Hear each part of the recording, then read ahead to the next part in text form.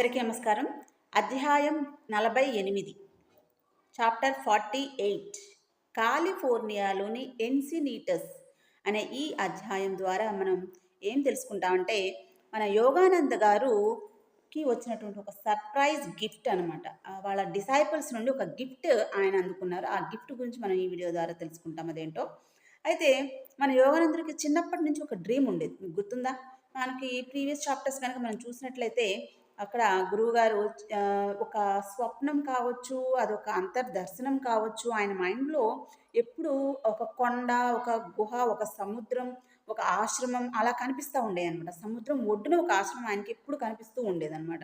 యుక్తేశ్వర్ గారు కూడా ఒకసారి జోస్యం చెప్తారు. "నువ్వు సముద్రం ఒడ్డున ఒక ఆశ్రమాన్ని నెలకొల్పుతావు" అని చెప్పేసి. సో, అది ఆయనకి ఎప్పుడూ కూడా అది దృష్టిలో ఉంచుకుని అమెరికాలో ఏదైనా ఒక పెద్ద ఎకరాల స్థలం కనిపించినా, లేదా సముద్రం ఒడ్డున ఏదైనా ఒక ప్లేస్ కనిపించినా, ఒక స్థలం అమ్మకానికి ఉన్నా, దాని గురించి ఆయన కనుక్కుంటూనే ఉండేవాళ్ళనమాట. అదేమన్నా అమ్మకానికి వస్తుందేమో తీసుకుందాము అని చెప్పేసి. బట్ ఎప్పుడు కానీ ఆయనకి నిరాశే మిగిలింది. ఒడ్డున ఒక స్థలం ఆశ్రమం నిర్మించాలి అనేది డ్రీమ్‌గానే ఉండిపోయింది. అయితే ఇక తర్వాత ఆయన మనకి యూరప్ అండ్ ట్రిప్స్ వేశారు కదా! భారతదేశానికి వచ్చారు. శ్రీ రైట్ అండ్ మిస్ బ్లెష్‌తో పాటు భారతదేశానికి వచ్చారు కదా! వచ్చి అక్కడి నుంచి మళ్ళీ తిరిగి ఇప్పుడు ఎక్కడికి మన అమెరికాకి వచ్చేసారు. సో, ఈ వచ్చేసిన తర్వాత ఆయన ఆల్రెడీ ఎక్కడ నిర్మించారు ఒక ఆశ్రమం? లాస్ ఏంజల్స్‌లో. సో, ఆ లాస్ ఏంజల్స్‌లో ఆల్రెడీ ఒక ఆహ్, ఆశ్రమం ఉంది. అది రన్ అవుతూ ఉంది. అక్కడ కొంతమంది డిసైపుల్స్ ఉన్నారు. లో కూడా ఒక ఆశ్రమం ఉంది. అండ్ ఈ 2 కాకుండా వా ఈ డిసైపుల్స్ అందరూ కలిసి మన యోగానందుడు గారి యొక్క డిసైపుల్స్ వాళ్ళల్లో ముఖ్యులెవరు? లిన్, సిస్టర్ జ్ఞానమాత, దుర్గామ. సో, వీళ్ళందరూ కలిసి డిసైపుల్స్ అందరూ కలిసి యోగానందుడికి ఒక గిఫ్ట్ ఇండియా నుంచి అమెరికాకి రాగానే వాళ్ళందరూ కూడా ఆయనకు ఒక ఆశ్రమానికి స్వాగతం చెప్తారనమాట. ఆశ్రమం లోపలికి. ఎక్కడుంది అంటే కాలిఫోర్నియాలో ఉంది. సో, దానికి ఎన్సినేటస్ అనే పేరు పెట్టడం జరిగిందనమాట. సో, ఆ ఆశ్రమం లోపలికి యోగానందుడిని గాని ఇన్వైట్ చేస్తారు వీళ్ళ డిసైపుల్స్ అందరూ కలిసి. ఈయనకి నోట మాట రాదనమాట. అది చూస్తే ఎలా ఉంటుందంటే, ఒక సముద్రంలో ఓడుందనుకోండి. ఆ ఓడ లోపలికి మనం ఎంటర్ అవుతున్నట్టు అలా ఉందంట ఆ ఆశ్రమం అనేది.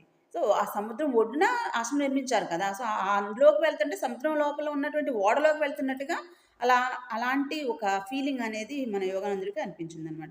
సో, ఆ తర్వాత కాసేపు మాట రాకపోయినా ఆ తర్వాత ఇక అక్కడ ఉన్న పెద్ద పెద్ద భవనాలు, ఆ గదులు అన్నీ చూసి లోపల డిఫరెంట్ రత్నాలతో కూడా అన్నీ డెకరేట్ చేసేసి అంతా చుట్టుపక్కల పెద్ద పెద్ద తోటలు అవన్నీ చూసి ఈయనకి బాగా ఆహా! ఓహో! అనుకుంటా పొగుడుతూ వాళ్ళ డిసైపుల్స్‌ని హ్యాపీగా ఆయన ఉంటారనమాట. ఎన్నాళ్ళకి తర్వాత ఆయన డ్రీమ్ అనేది నిజమైంది. యుక్తేశ్వర్ గారు చెప్పినటువంటి జోస్యం అనేది నిజమైంది అని చెప్పేసి ఈయనకి చాలా హ్యాపీగా అనిపిస్తుంది మన యోగానందుడికి.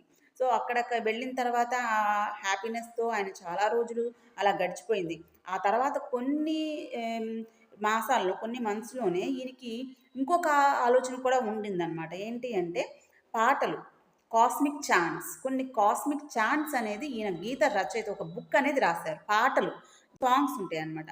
ఆ సాంగ్స్ అన్నీ కూడా ఆయన ఒక బుక్ రూపంలో అంటే ఆడియో రూపంలో కూడా లాంచ్ చేశారు. అందులో కొన్ని సాంగ్స్ వాటిల్లో కొన్ని సాంగ్స్ ఏంటి అంటే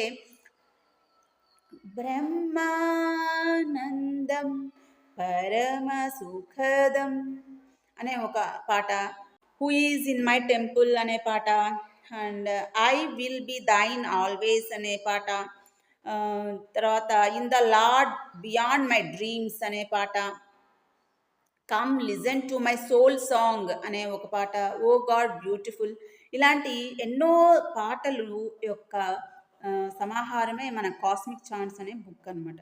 సో, అట్లా ఆయన ఆ రెండవ డ్రీమ్ కూడా ఆయనకి అక్కడ ఎన్సినేటస్‌లోనే ఫుల్‌ఫిల్ దగ్గరే ఒక కాలనీ అక్కడ ఎంత ఈ కాలిఫోర్నియాలోని ఎన్సినేటస్ ఎంత ఫేమస్ అయింది అంటే, అక్కడ ఒక కాలనీ ఏర్పడిపోయిందనమాట. వాళ్ళ డిసైపుల్స్, వాళ్ళ ఫ్యామిలీస్ వాళ్ళందరూ కూడా ఆ చుట్టుపక్కలే ఒక కాలనీ లాగా ఏర్పడిపోయి నివసిస్తున్నారనమాట. సో, అది ఇప్పటికీ కూడా మొత్తం వైఎస్ఎస్, ఎస్ఆర్ఎఫ్ సంస్థల అన్నిటిలోకి ఈ కాలిఫోర్నియాలోని ఎన్సినేటస్ చాలా ప్రసిద్ధమైందనమాట. చాలా ఫేమస్ కేంద్రం అనమాట. సో, ఇది ఈ చాప్టరు. మళ్ళీ నెక్స్ట్ చాప్టర్తో మళ్ళీ మేము చాప్టర్ అయినటువంటి 49th చాప్టర్తో మళ్ళీ మేము ముందుకు వచ్చేస్తాను. అంతవరకు సెలవు. నమస్తే.